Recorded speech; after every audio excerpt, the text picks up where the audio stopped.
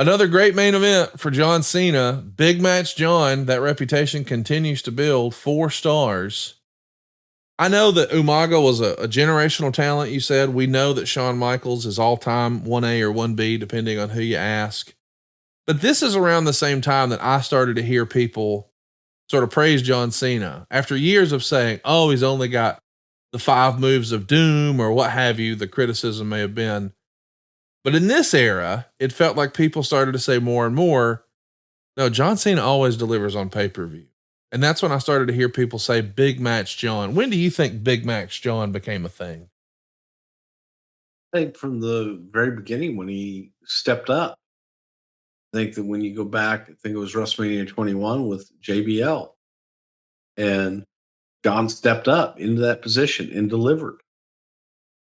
Nobody wants to go back and give him his credit when he was doing it, when he was fighting the fight, when he was fighting an uphill battle.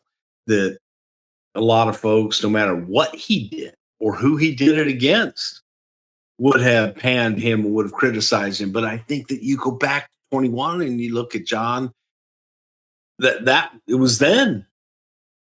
It was then. And everybody else just caught up.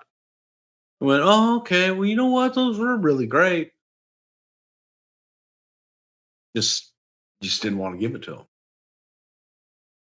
Let's talk a little bit about Raw the next night. Shawn Michaels officially turns on John Cena the Monday Night Raw after WrestleMania. They were the tag champs, but now because of the turn, they're going to lose the titles in a 10-man tag or a 10-team tag team battle royal. The Hardys are going to wind up winning, so they're the new tag champs. But the split, like I know that we never saw John Cena as a bad guy. If we're going to have to turn the volume up on this, it needs to be the challenger. Shawn Michaels is a great heel. Was it hard to get people to boo Shawn because he was such a legacy performer at this point? I think there was a certain segment of the audience that didn't want to boo Shawn because they respected Shawn. Right. But at the same time, Shawn was easy to boo. Shawn had a cockiness and an arrogance about him that people went, you know what, screw you. But he had done it so long that respect factor was there and that they wanted to still say, well, Shawn's done it better for longer. So crazy. This is going to build towards another classic for John Cena and Shawn Michaels. It's 55 minutes and 45 seconds. It's one of those special Monday Night Raws from jolly old England, but they go 55 minutes and 45 seconds. And Meltzer liked this even better than the WrestleMania main event. He gave it 4.25 stars. It wasn't an Iron Man match, but boy, it went about as long. I mean, this is really showing all the doubters, all the naysayers. Oh, John can't wrestle. Oh, 5 moves of doom. 55 minutes on Monday Night Raw. And it's that well received. John Cena, he's a gamer. He can go. You're welcome. That was your call? Let me tell you a little story about how this all came about. Yes. All right. The week before this, we had been in like Florence, Italy. We were in Italy. And we're told, because there was a international tour going on at the time, and SmackDown was going one place, Raw was going the other place. And they said, if you go, so you start off in Italy, you have a choice. Can't fly home and then fly back to London. You have a choice. You can go on tour with your brand, Raw or SmackDown, and then we all meet up in London. Or the plane is going to go to Rome, and you can spend a week in Rome, but you got to work on the shows. You'll have some time in Rome. You know, you can do your own things just because of the time difference, but you got to work on the shows.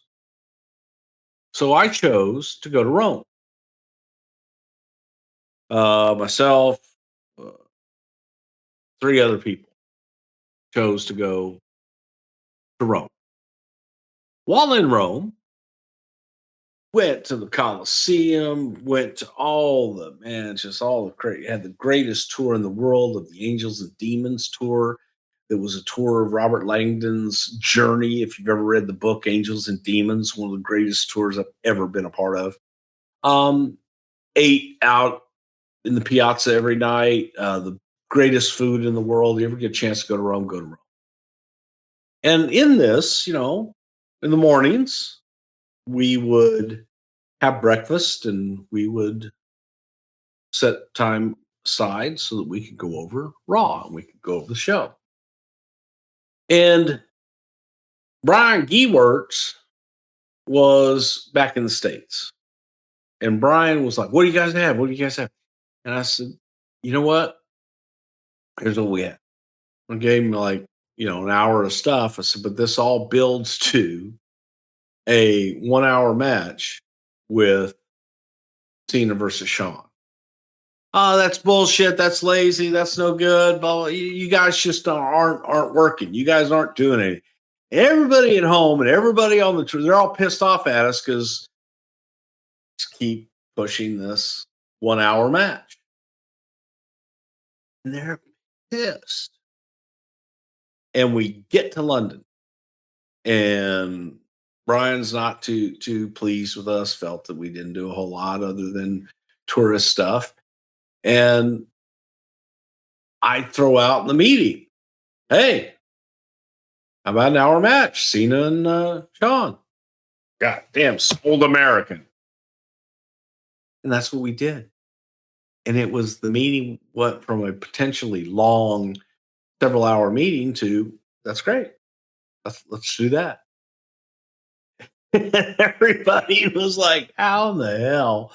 But it was good. Everybody thinks that, it was a way to get out of 6 segments. But we were there and it made sense and it did deliver and it was good. So to all the naysayers, that's actually how it happened. And it's a bone of contention to this day. We always use that as an example. When stuck, I go, let's do an hour match. Different times, different things. But I would highly recommend going to Rome and going and seeing the Colosseum. And if you go to the piazza, okay, and you ask the waiter, "Excuse me, where can we get cocaine and hookers?" Oh God. And they were very "Oh, we have none of that here. We have none." Yeah, it's a joke, okay? It's a joke. And get up to go to the bathroom, and the waiter follows me into the bathroom. "If you really are looking for the cocaine and the hookers, none of that here. But if you go out to the..." Look, I'm going to do. We're just kidding. Hypothetically, did you say cocaine and hookers, or did you say hookers and blow? No, we said cocaine. Okay. Hookers and blow, I think, is the phrase that I've heard friends use. Well, we use cocaine. Let's talk about what's next. We're not here. cool like that.